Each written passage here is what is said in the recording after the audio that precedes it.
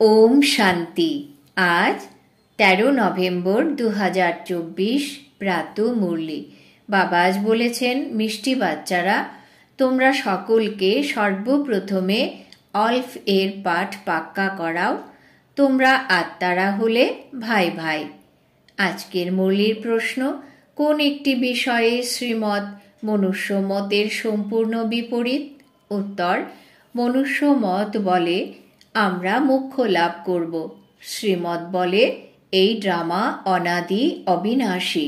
যদিও কেউ বলে এই পার্ট প্লে করা আমাদের পছন্দ নয়, তবু মোক্ষ কেউ পেতে পারে না। এতে কিছুই করা যাবে না। এই পার্ট প্লে করতে আসতেই হবে। এই শ্রীমতে তোমাদের শ্রেষ্ঠ করে। মনুষ্য মত তো অনেক প্রকারের। ওম শান্তি। এখন এ তো বাচ্চারা জানেই যে আমরা বাবার সামনে বসে আছি। বাচ্চারা, তোমরা এ কথাও জানো যে বাবা আমাদের শিক্ষা প্রদান করেন, যা আমাদের আবার অন্যদের দিতে হবে। প্রথম দিকে তো বাবারই পরিচয় দিতে হবে, কেননা সবাই বাবাকে আর বাবার শিক্ষাকে ভুলে গেছে। বাবা এখন যা পড়াচ্ছেন তা আবার 5000 বছর পর পাওয়া যাবে। এই জ্ঞান আর কারুরই নেই। মুখ্য হলো বাবার পরিচয়। এরপর এই সবও বোঝাতে হবে। আমরা সকলেই ভাই ভাই। সম্পূর্ণ দুনিয়ায় যে সব আত্মারা আছে তারা নিজেদের মধ্যে সব ভাই ভাই। সবাই এই শরীরের দ্বারা তাদের প্রাপ্ত পার্টের ভূমিকা পালন করছে। বাবা তো এখন এসেছেন আমাদের নতুন দুনিয়ায় নিয়ে যাওয়ার জন্য, যাকে স্বর্গ বলা হয়। কিন্তু আমরা এখন সকল ভাইয়েরাই পতিত, একজনও পবিত্র নয়। সমস্ত পতিতদের একমাত্র বাবাই পবিত্র বানান। এ হলো পতিত বেকারীদের দুনিয়া। রাবণের অর্থ হলো 5 বেকার স্ত্রীর আর 5 বেকার পুরুষের। বাবা খুবই সহজভাবে বোঝান। তোমরাও এভাবেই বোঝাতে পারো। তাই প্রথমে এই বোঝাও যে আমাদের অর্থাৎ আত্মাদের বাবা হলেন তিনি, আর সকলেই ভাই ভাই। জিজ্ঞেস করো, এ কথা কি ঠিক? লেখো, আমরা সকলে ভাই ভাই। আমাদের বাবাও একজন। আমাদের সকল সোলদের তিনি হলেন সুপ্রিম সোল, তাকে বাবা বলা হয়।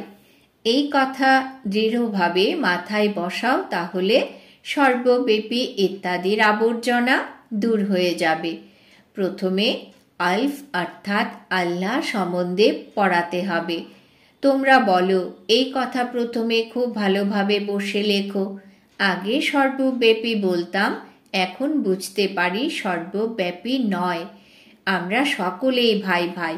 সব আত্মারাই বলে গডফাদার, পরম পিতা, পরমাত্মা আল্লাহ। প্রথমে তো এই নিশ্চয় করতে হবে যে আমরা হলাম আত্মা, পরমাত্মা নই।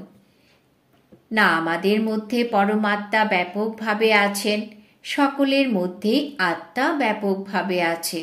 আত্মা এই শরীরের আধারে ভূমিকা পালন করে। এই কথা সুদৃঢ় করাও। আচ্ছা, তাহলে ওই বাবা সৃষ্টিচক্রের আদি, মধ্য এবং অন্তের জ্ঞান শোনান। বাবাই শিক্ষক রূপে বসে বোঝান।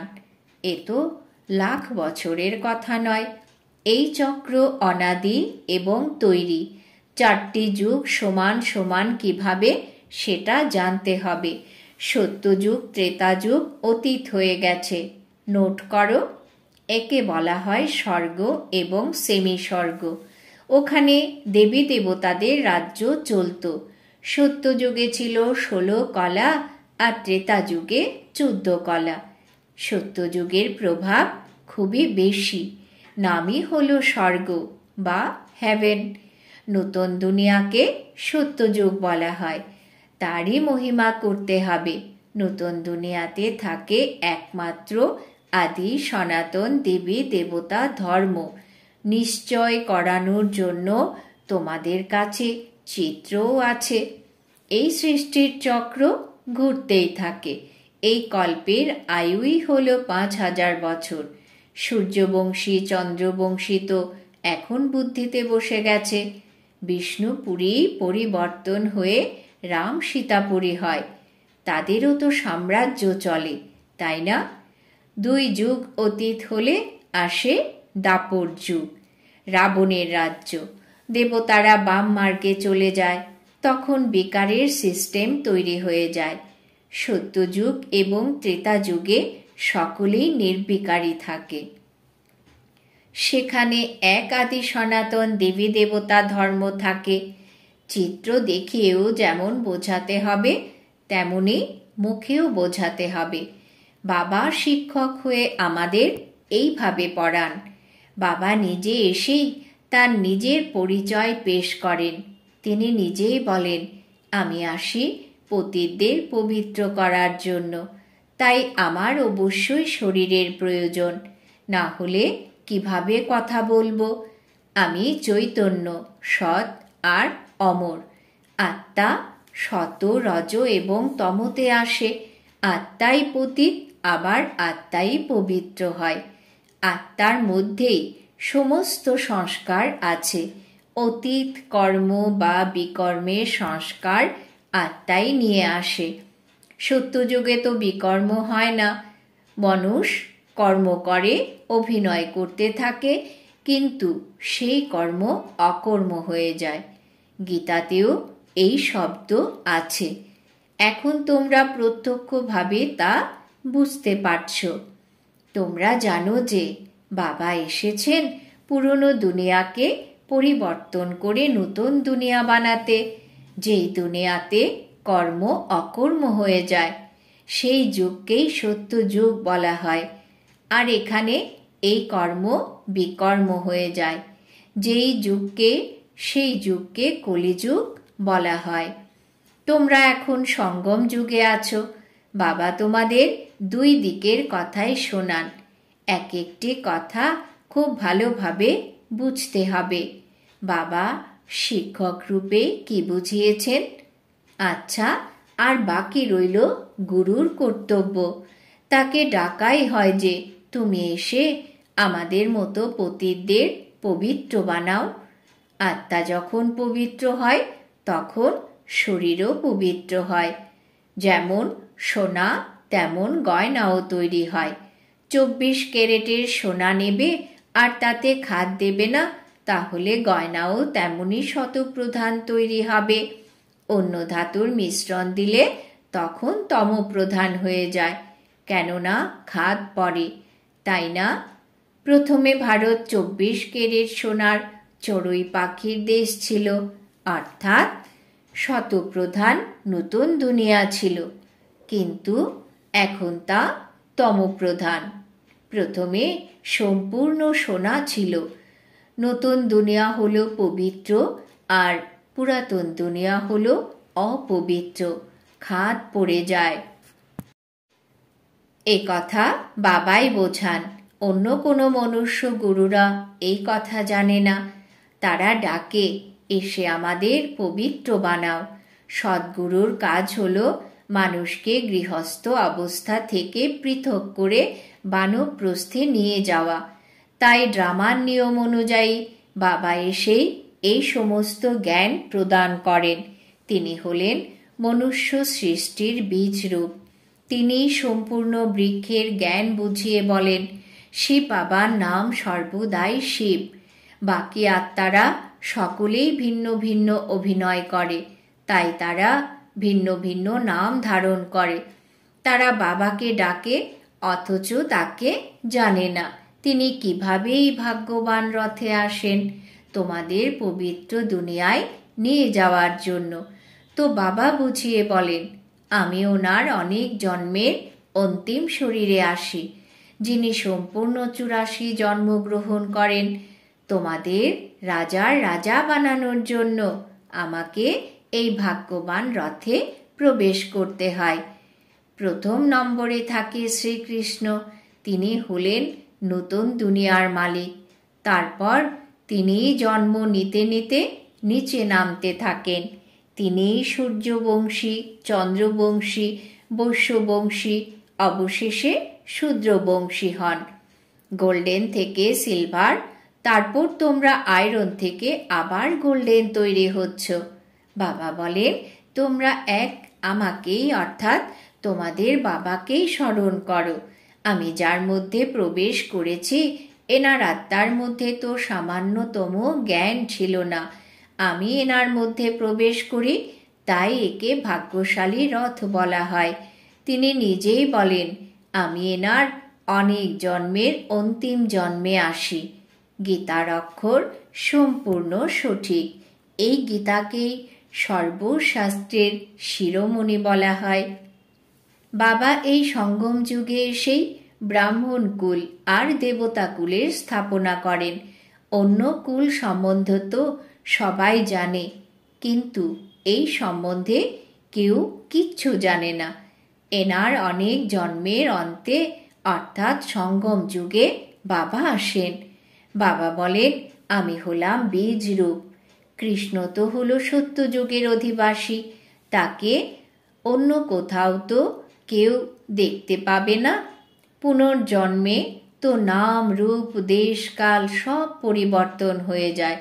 ছোট বাচ্চা প্রথমে সুন্দর থাকে, তারপর সে বড় হয় এবং সেই শরীর ত্যাগ করে অন্য ছোট শরীর ধারণ করে। এ হলো এক বানানো খেলা। এই নাটকের ভেতর সবকিছুই ফিক্স আছে। দ্বিতীয় জন্মে অন্য শরীরে তাকে তো কৃষ্ণ বলা যাবে না।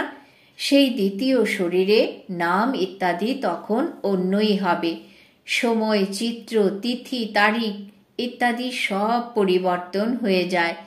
এই পৃথিবীর হিস্ট্রি, জিওগ্রাফি হুবহু রিপিট হবে, এমন কথা বলা হয়। তাই এই নাটক রিপিট হতেই থাকে। তোমাদের সত, রজ এবং তমতে আসতেই হবে। সৃষ্টির নাম, যুগের নাম সবই পরিবর্তন হয়ে যায়। এখন এ হলো সঙ্গম যুগ। আমি এই সঙ্গম যুগেই আসি, এই কথা আমাদের ভেতরে দৃঢ় করে নিতে হবে। বাবা আমাদের বাবা, শিক্ষক এবং গুরু, যিনি খুব সুন্দর করে আমাদের শতপ্রধান হওয়ার যুক্তি বলে দেন।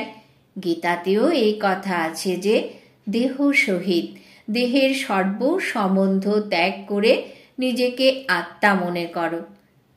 অবশ্যই নিজের ঘরে ফিরে যেতে হবে। ভক্তি মার্গে মানুষ কত পরিশ্রম করে ভগবানের কাছে যাওয়ার জন্য। সে হলো মুক্তিধাম। কর্ম থেকে মুক্ত হয়ে আমরা অশরীরী দুনিয়ায় গিয়ে অবস্থান করি। অ্যাক্টর ঘরে ফিরে গেলে অ্যাক্ট থেকে মুক্তি পায়। সকলেই চায় যে আমরা মুক্তি পাই, কিন্তু কেউ তো মুক্তি পাবে না। এই নাটক হলো অনাদি অবিনাশী। কেউ যদি বলে এই পার্ট প্লে করা আমার পছন্দ নয়, কিন্তু এতে কেউ কিছুই করতে পারবে না। এই অনাদি ড্রামা বানানোই আছে, একজনও মুক্তি পেতে পারবে না। ওসব হলো অনেক প্রকারের মনুষ্যমত। শ্রেষ্ঠ বানানোর জন্য এ হলো শ্রীমত। মানুষকে শ্রেষ্ঠ বলা যাবে না, দেবতাদের শ্রেষ্ঠ বলা হয়। তাদের সামনে সবাই নমন করে, তাহলে তারা শ্রেষ্ঠ হলো, তাই না? কিন্তু এই কথাও কেউ জানে না। এখন তোমরা বুঝতে পারো যে 84 জন্ম তো নিতেই হবে। শ্রীকৃষ্ণ হলেন দেবতা, বৈকুণ্ঠের যুবরাজ। তিনি এখানে কি করে আসবেন? না, তিনি গীতা শুনিয়েছেন। তিনি কেবল দেবতা ছিলেন, তাই সমস্ত মানুষ তার পুজো করে। দেবতারা পবিত্র, মানুষ নিজেদের পতিত মনে করে।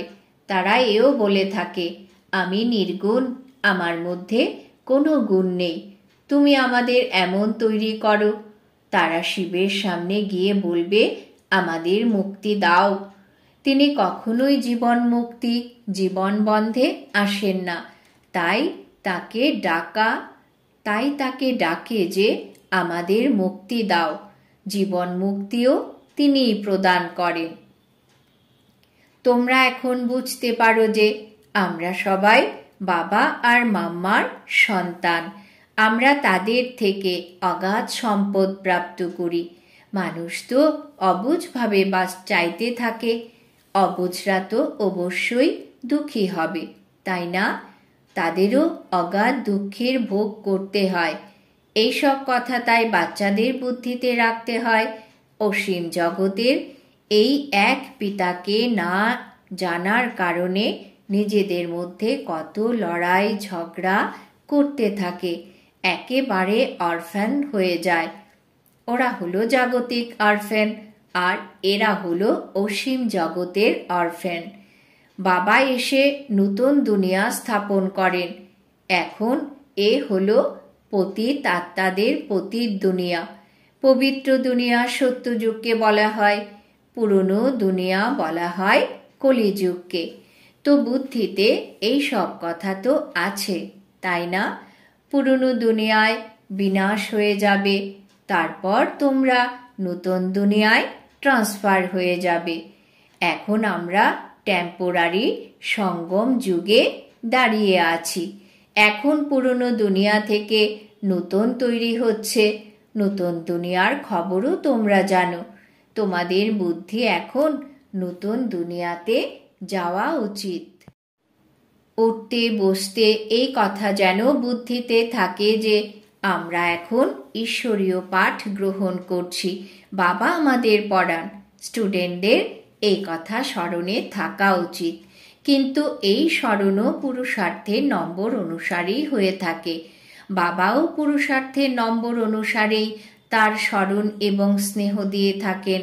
যারা ভালো পড়া করে শিক্ষক তো তাদের বেশি ভালোবাসবেন।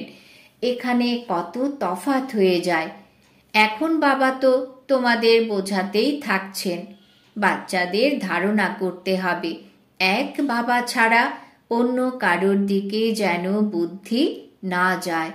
বাবাকে স্মরণ না করলে কিভাবে পাপমুক্ত হবে? মায়া প্রতি মুহূর্তে তোমাদের বুদ্ধিযোগ ছিন্ন করে দেবে। মায়া অনেক ধোঁকা দেয়। বাবা উদাহরণ দেন যে ভক্তি মার্গে আমি লক্ষ্মীর অনেক পূজা করতাম। চিত্রতে দেখেছিলাম লক্ষ্মীর পা টিপে দিচ্ছে, তো তাকে তার থেকে মুক্ত করে দিলাম। তার স্মরণে বসলে বুদ্ধি যখন এদিক ওদিক যেত তখন নিজেকে থাপ্পড় মারতাম। বুদ্ধি অন্যদিকে কেন যায়? অবশেষে বিনাশও দেখেছিলাম, আবার স্থাপনাও দেখেছি। সাক্ষাৎকারের আশা পূর্ণ হয়েছিল। বুঝতে পেরেছিলাম এখন এই নতুন দুনিয়া আসছে, আমি এই হব। বাকি এই পুরনো দুনিয়া তো বিনাশ হয়ে যাবে, এই কথা পাক্কা নিশ্চিত হয়ে আছে।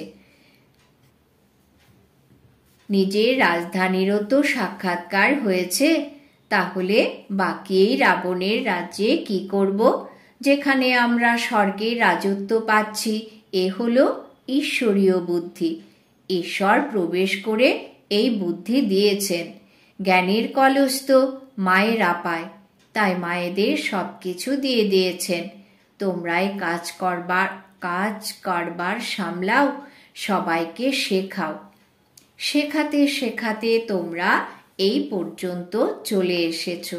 একজন দুজনকে শোনাতে শোনাতে দেখো এখন কত হয়ে গেছে। আত্মা পবিত্র হতে থাকে, তখন আত্মার শরীরও পবিত্র হওয়ার প্রয়োজন। সবই বুঝতে পারে, তবুও মায়া সব ভুলিয়ে দেয়। তোমরা বলো যে 7 দিন পরও, তো ওরা বলে কাল আসবো। দ্বিতীয় দিন মায়া সব ভুলিয়ে দেয় আর আসেই না। ভগবান পড়ায়, তবুও ভগবানের কাছে এসে পড়ে না। এও বলে যে অবশ্যই আসব, কিন্তু মায়া উধাও করে দেয়, রেগুলার হতেই দেয় না। যারা পূর্বকল্পে পুরুষার্থ করেছিল তারা অবশ্যই করবে।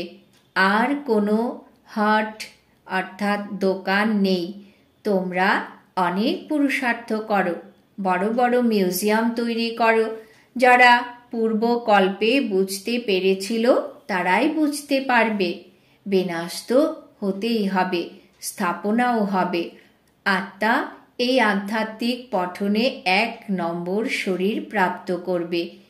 এইম অবজেক্ট তো এই, তাই না? এই কথা কেন স্মরণ হয় না তোমাদের? আমরা এখন নতুন দুনিয়াতে যাচ্ছি নিজের নিজের পুরুষার্থ অনুসারে। আচ্ছা, মিষ্টি মিষ্টি হারানিধি বাচ্চাদের প্রতি মাতা পিতা বাপ দাদার স্মরণের স্নেহ সুমন আর সুপ্রভাত। আত্মাদের পিতা তার আত্মারূপী বাচ্চাদেরকে জানাচ্ছেন নমস্কার। আমরা আত্মারূপী বাচ্চারা আমাদের মাতা পিতা বাপ দাদাকে জানাই স্মরণের স্নেহ সুমন সুপ্রভাত, নমস্কার। ধারণার জন্যে মুখ্য সার। 1 নম্বর, বুদ্ধিতে যেন সর্বদা এই কথা স্মরণে থাকে যে আমরা এই সময় সঙ্গম যুগে বসে আছি। পুরনো দুনিয়ার বিনাশ হলে আমরা নতুন দুনিয়ায় ট্রান্সফার হয়ে যাব। তাই এই দুনিয়া থেকে বুদ্ধিযোগ সরিয়ে নিতে হবে। 2 নম্বর, সকল আত্মাকে বাবার পরিচয় প্রদান করে কর্ম অকর্ম এবং বিকর্মের গুহ্য গতি শোনাতে হবে। প্রথমে অলফেরি পাঠ পাক্কা করাতে হবে। বরদান। বাবাজ বরদান দিয়েছেন শ্রেষ্ঠ প্রাপ্তির প্রত্যক্ষ ফলের দ্বারা সদা খুশিতে থেকে এভার হেলদি ভব। শ্রেষ্ঠ প্রাপ্তির প্রত্যক্ষ ফলের দ্বারা সদা খুশিতে থেকে এভার হেলদি ভব। ব্যাখ্যা, সঙ্গম যুগে সেবা করার সাথে সাথে শ্রেষ্ঠ প্রাপ্তির অনুভূতি হওয়া, এটাই হলো প্রত্যক্ষ ফল। সব থেকে শ্রেষ্ঠ ফল হলো বাবার সমীপে থাকার অনুভব হওয়া। আজকাল সাকার দুনিয়াতে বলে যে ফল খাও, সুস্বাস্থ্যবান থাকবে। তারা বলে যে সুস্থ থাকার সাধন হলো ফল, আর তোমরা বাচ্চারা প্রত্যেক সেকেন্ডে প্রত্যক্ষ ফল খেতেই থাকো। সেই জন্য সদা এবার হেলদি থাকো। যদি তোমাদের কেউ জিজ্ঞাসা করে যে হালচাল কেমন, তো তাদেরকে বলো যে ফরিস্তার চলন আর বাবা বলেছেন ফরিস্তার চলন আর হাসি খুশি হাল। স্লোগান, সকলের আশীর্বাদের খাজানার দ্বারা সম্পন্ন হও, তাহলে পুরুষার্থে পরিশ্রম করতে হবে না। সকলের আশীর্বাদের খাজানার দ্বারা সম্পন্ন হও, তাহলে পুরুষার্থে পরিশ্রম করতে হবে না। আজকের সমান আমি এভার হেলদি আত্মা। ওম শান্তি।